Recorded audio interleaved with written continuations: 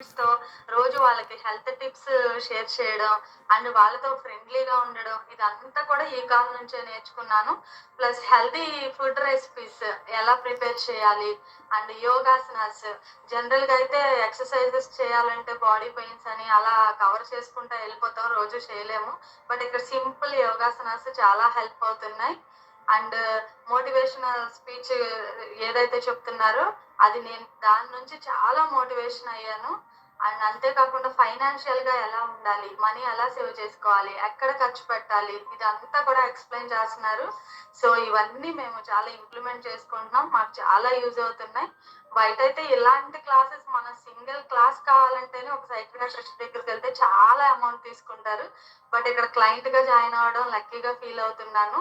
Wait లాస్‌తో పాటుగా health ఇష్యూస్‌ని clear చేసుకోవడంతో పాటుగా ఈ కాల్స్ అనేవి చాలా యూజ్ అవుతున్నాయి.